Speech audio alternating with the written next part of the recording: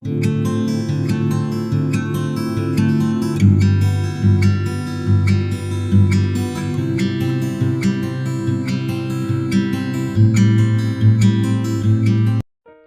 बार फिर से आप सभी का स्वागत है। हम अध्ययन कर रहे हैं भजन संहिता की पुस्तक का, और मेरे प्यारे भाई बहनों, अब समय है कि हम उसके 5वें अध्याय 12वें वचन से आगे का अध्ययन करें, जो कि इस 5वें अध्याय का अंतिम वचन है। तो पिछली रिकॉर्डिंग में हम बात कर रहे थे कितने सारे जो प्रभु के लोग हैं वो वध किए गए हैं जब से प्रभु का प्रचार शुरू हुआ है, और अब तक निरंतर वो वध किए जा रहे हैं। तो परमेश्वर उनकी रक्षा क्यों नहीं करता है? तो मेरे प्यारे भाई बहनों, जब हमने प्रकाशित वाक्य का अध्ययन किया था 6ठे अध्याय में, हमने देखा था कि जब 5वीं मोहर खोली गई तो वहां पर हम देखते हैं कि यूहन्ना को वेदी के नीचे उनके प्राणों को वो देखता है जो परमेश्वर के वचन के कारण, उसकी गवाही के कारण वध किए गए थे, और उनकी जो संख्या है वो बहुत सारी थी, अनगिनत वो संख्या थी। और हम देखते हैं कि वो लोग वहां पर दुहाई देते हैं परमेश्वर से कि हे स्वामी, हे पवित्र और सत्य, तू कब तक न्याय ना करेगा और पृथ्वी के रहने वालों से हमारे लहू का बदला कब तक ना लेगा? उनमें से हर एक को श्वेत वस्त्र दिया गया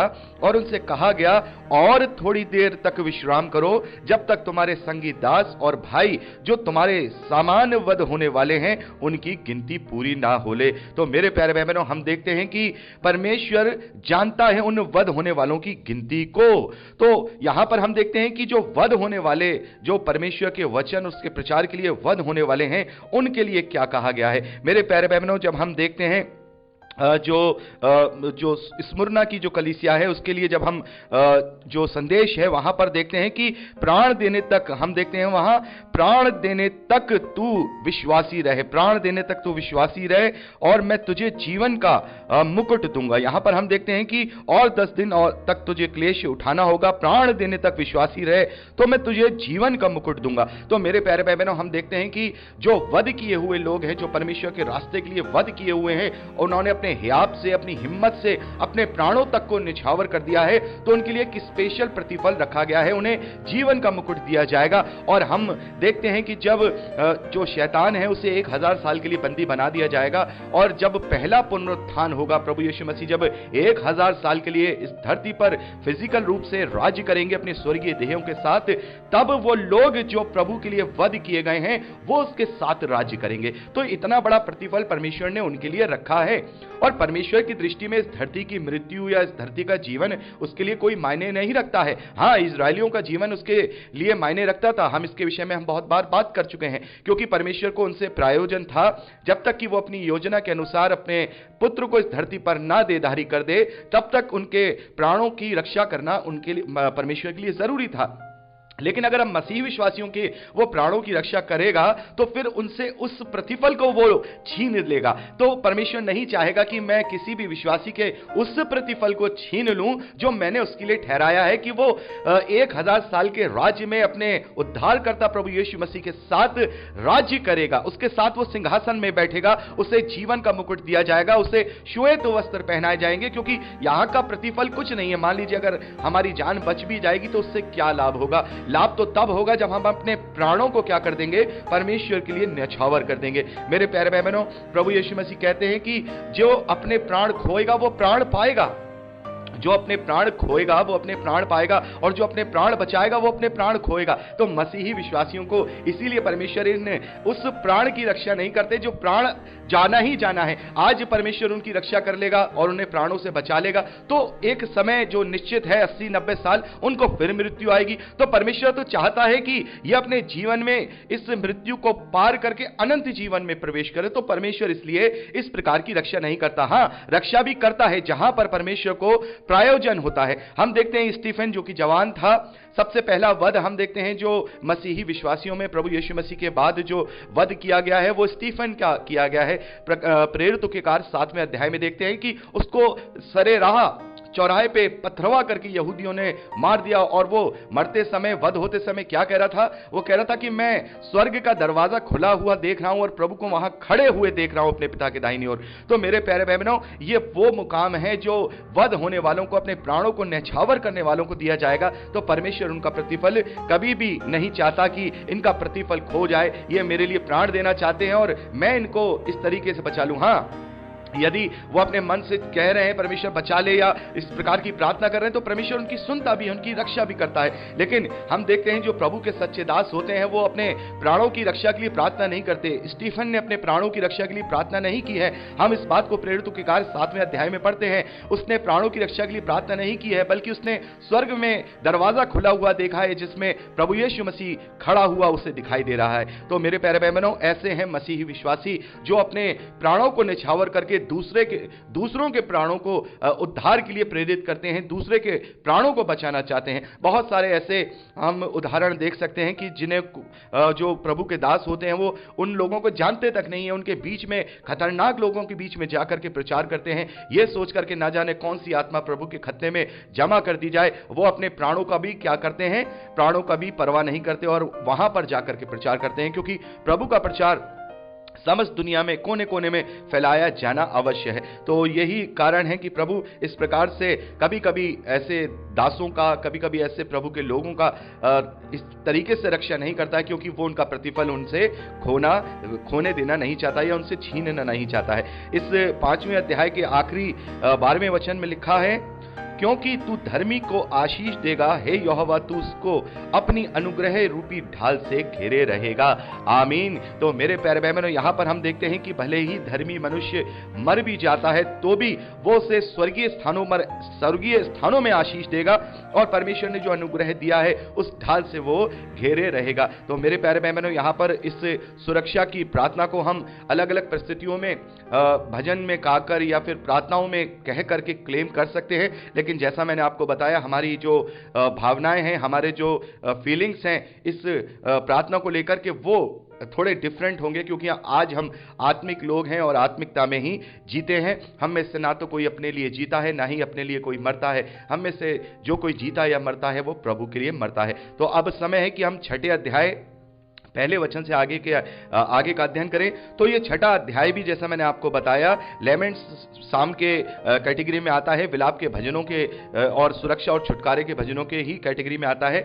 यहां पर संकट के समय में दया के लिए प्रार्थना का भजन है। संकट के समय में बहुत सारे संकट होते हैं मेरे प्यारे भाई बहनों, हमारे जीवन में तकलीफें, संकट, क्लेश। तो यहां हम देखते हैं कि इस वचन को जो है हम पूरी रीति से अपने इस भजन को अपने जीवन में प्रार्थनाओं में क्लेम कर सकते हैं, क्योंकि हर एक मनुष्य के जीवन में संकट आ सकता है, हर एक मनुष्य के जीवन में परेशानी आ सकती है। और हम देखते हैं पौलुस कहते हैं 2 कुरिन्थियों 12वें अध्याय में कि हम पर क्लेश तो होते हैं लेकिन परमेश्वर हमें संकट में नहीं पड़ने देता। तो अगर हम किसी क्लेश में हैं या किसी ताड़ना में हैं, क्योंकि दो ही कारण से हम पर संकट या ताड़ना आती है, या तो परमेश्वर हमारी ताड़ना करता है या फिर परमेश्वर हमारी परीक्षा करता है। तो हम इस तरीके से इस 6ठे अध्याय को यहां इस भजन के रूप में क्लेम कर सकते हैं। अपनी परेशानियों में, अपनी विपत्तियों में, अपने तकलीफों में हम इस भजन को क्लेम करके परमेश्वर से प्रार्थना कर सकते हैं। यहां लिखा है, हे यहोवा तू मुझे अपने क्रोध में ना डांट और ना झुंझलाहट में मुझे ताड़ना दे। हे यहोवा मुझ पर अनुग्रह कर, क्योंकि मैं कुमला गया हूं। हे यहोवा मुझे चंगा कर, क्योंकि मेरी हड्डियों में बेचैनी है। तो मेरे प्यारे भाई बहनों, यहां पर सबसे पहले जब संकट का समय है तो दाऊद इस बात को जानता है कि परमेश्वर ताड़ना के रूप में भी संकट में पड़ने देता है, ताड़ना के रूप में भी विपत्ति देता है। तो सबसे पहले तो यहां दाऊद ने इस बात का ही आह्वान किया, इस बात को ही कहा है परमेश्वर से कि परमेश्वर अपने क्रोध में मुझे मत डांट, अपनी झुंझलाहट में मुझे ताड़ना ना, झुंझलाहट में मुझे ताड़ना दे। जो ताड़ना तूने मुझे दी है ये मुझसे वापस ले ले। और मैं हमेशा कहता हूं कि जब कोई तकलीफ, जब कोई परेशानी या जब कोई विपत्ति मसीही विश्वासियों में जो विश्वास में दृढ़ होकर के विश्वास में चल रहे हैं यदि उन पर आती है, तो सबसे पहले वो इस बात को जांच लें कि उनके जीवन में कोई ऐसा कार्य तो नहीं हुआ है जो परमेश्वर के विरोध में, क्योंकि जाने अनजाने हमसे बहुत सारी गलतियां हो जाती हैं और परमेश्वर चाहता है कि हम उस गलती को प्रायश्चित करके अपने जीवन से दूर करें और उन बातों को अपने जीवन से निकाल दे। तब वो हमें ताड़ना देता है, विपत्ति देता है, समझाने की कोशिश करता है, एक पिता के समान, जैसे एक पिता अपने पुत्र को ताड़ना देता है। तो सबसे पहले यह प्रार्थना का बिल्कुल सही पैटर्न है कि जब हम विपत्तियों के लिए या परेशानियों के लिए प्रार्थना करें तो सबसे पहले यही प्रार्थना करें कि हे परमेश्वर, यदि तेरा क्रोध या तेरी ताड़ना मुझ पर है तो तू मुझे उस ताड़ना के विषय में बता कि मैंने क्या गलती की है, और यदि मैंने कोई गलती की है तो उससे मुझे तू क्षमा कर, मैं प्रायश्चित करता हूं और तू मुझे इससे छोड़ा ले। आगे लिखा है कि हे यहोवा मुझे चंगा कर। मेरे प्यारे बहनों, यहां पर क्या लिखा है? हे यहोवा मुझको चंगा कर क्योंकि मेरी हड्डियों में बेचैनी है। तो बहुत बार होता है कि बहुत सारे लोग बीमारियों में भी इसको प्रार्थना में क्लेम करते हैं, लेकिन ये बीमारी के लिए प्रार्थना का भजन नहीं है। ये संकट में दया का भजन है, जो परमेश्वर से दया की प्रार्थना की जा रही है कि परमेश्वर तू हम पर दया कर, कि अब तू हमें इस ताड़ना में या इस परीक्षा में न डाल, हमें तू इसमें से निकाल। तो यहाँ हे यहोवा मुझे चंगा कर का मतलब यह है कि आत्मिक रूप से जो जैसा कि अभी मैंने एक प्रचार किया था, उसमें मैंने बताया था कि जो आत्मिक बीमारी होती है उसमें सबसे बड़ी बीमारी होती है आत्मिक घाव की। जो स्पिरिचुअल वॉन्ड होता है, हमारे जैसे शरीर में घाव होता है वैसे आत्मा में भी घाव होता है। ये तब होता है जब हम अपने विश्वास में डगमगाने लगते हैं। तो यहां उसी के विषय में कहा जा रहा है कि जो विपत्तियों से मेरा आत्मा जो छलनी हो रहा है उससे चंगा कर, मुझे आत्मिक रूप से चंगा कर क्योंकि मेरी हड्डियों में बेचैनी है। यानी मेरे आत्मा में, मेरे शरीर में इस प्रकार की बेचैनी है कि ये ताड़ना जो मुझ पे हो रही है ये मुझसे दूर होनी चाहिए। आगे लिखा है मेरा प्राण भी बहुत खेदित है, पर तू हे यहोवा कब तक लौट आ। हे यहोवा मेरे प्राण बचा, अपनी करुणा के निमित्त मेरा उद्धार कर, क्योंकि मृत्यु के बाद तेरा स्मरण नहीं होता, अधोलोक में कौन तेरा धन्यवाद करेगा। मेरे प्यारे भाई बहनों, इस वचन का मैंने कई बार प्रचार करते समय इसका क्लेम किया है, लोगों को बताया है कि हम जब तक जीवित रहेंगे जब तक उसको हम धन्यवाद कर सकते हैं, या फिर हम अपने गुनाहों की माफी मांग सकते हैं, अपना प्रायश्चित कर सकते हैं। इसीलिए पिछली जब हम भजन संहिता के 4थे अध्याय का जब हमने अध्ययन किया, तब मैंने वहां पर बात की कि शाम को जब सोने के समय पर जब हम अपने बिछौने पर जाएं तो अपने मन को शुद्ध कर लें, अपने मन को शुद्ध कर लें, क्योंकि ना जाने वो हमारी आखिरी सांस हो। क्योंकि मरने के बाद प्रायश्चित नहीं होगा, ना ही मरने के बाद कोई धन्यवादी अर्पित होगी, ना ही मरने के बाद कोई प्रायश्चित अर्पित होगा। जो भी हमारा लेखा जोखा है, जो भी हमारा मार्कशीट है, वो इस धरती पर आखिरी सांस तक ही है और उसी के अनुसार हमें प्रतिफल दिया जाएगा। तो मेरे प्यारे भाई बहनों, यहां पर हम देखते हैं कि दाऊद कह रहे हैं कि लौट आ परमेश्वर, लौट आ हे यहोवा। यानी कि जब परमेश्वर ताड़ना करता है तो क्या करता है, अपना थोड़ी देर के लिए अपना हाथ उठा लेता है, और हाथ उठाने पर वो विपत्ति हम पर हावी होने लगती है। तो यहां दाऊद इसी बात की प्रार्थना कर रहे हैं कि हे परमेश्वर यहोवा, लौट अपना हाथ मुझ पर वापस रख दे, क्योंकि अगर मैं इस विपत्ति में मर गया तो फिर मैं कैसे तेरा धन्यवाद करूंगा, क्योंकि मृत्यु के बाद तेरा कोई स्मरण नहीं होता, अधोलोक में कौन तेरा धन्यवाद करता है। क्योंकि देखिए एक चीज और है, अधोलोक के विषय में भी हम अच्छे से बात करेंगे कि अधोलोक आखिर क्या है। अभी कई बार अधोलोक के विषय में यहां भजन संहिता में बातें आएंगी, तब हम सही समय पर अधोलोक के विषय में अच्छी तरह से बात करेंगे कि अधोलोक आखिर है क्या, और अधोलोक में क्या होता है, जो धर्मी जन, विश्वासी जन होते हैं उनके साथ क्या होता है, और जो दोषी ठहराए जा चुके हैं उनके साथ क्या होता है। तो यहां पर 5वें वचन में हमने पढ़ा, आगे 6ठे वचन में दाऊद कहते हैं कि मैं कराहते कराहते थक गया, मैं अपनी खाट आंसुओं से भिगोता हूं, प्रति रात मेरा बिछौना भीगता है, मेरी आंखें शोक से बैठी जाती हैं और मेरे सब सताने वालों के कारण धुंधला गई हैं। हे सब अनर्थकारियों, मेरे पास से दूर हो, क्योंकि यहोवा ने मेरे रोने का शब्द सुन लिया है, यहोवा ने मेरा गड़गड़ाना सुना है, यहोवा मेरी प्रार्थना को ग्रहण भी करेगा। मेरे सब शत्रु लज्जित होंगे और बहुत ही घबराएंगे, वे लौट जाएंगे और एकदम से लज्जित होंगे। तो मेरे प्यारे भाई बहनों, यहां पर जो संकट है ये एक तरीके से फिजिकल बात को लेकर के भी है। तो जो लोग हमारे चारों ओर हमें विपत्तियों में घेरे हुए हैं, जो शैतान के अधीन होकर के जो चल रहे हैं, उनके लिए हम ये प्रार्थना कर सकते हैं। जैसा मैंने आपसे कहा, इस 6ठे अध्याय को हम अपने विपत्तियों में, अपनी परेशानियों में रख सकते हैं, क्योंकि जब परमेश्वर विपत्ति डालता है या विपत्ति होने देता है तो आसपास के लोग उन पर प्रबल हो जाते हैं। देखिए, मैं आपको एक बहुत ही बड़ा उदाहरण देना चाहूंगा कि जब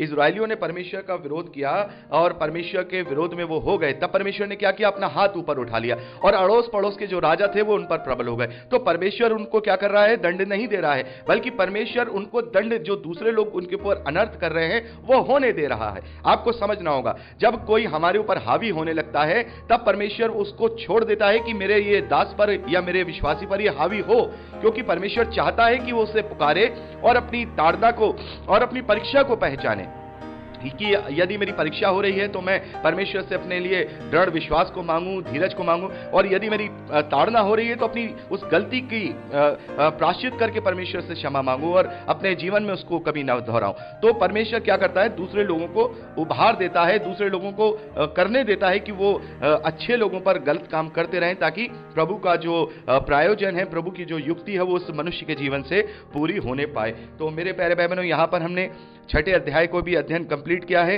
अब हम 7वें अध्याय का जो अध्ययन है अगली रिकॉर्डिंग में करेंगे। प्रभु आप सबको बहुतायत की आशीष दे। Praise the Lord.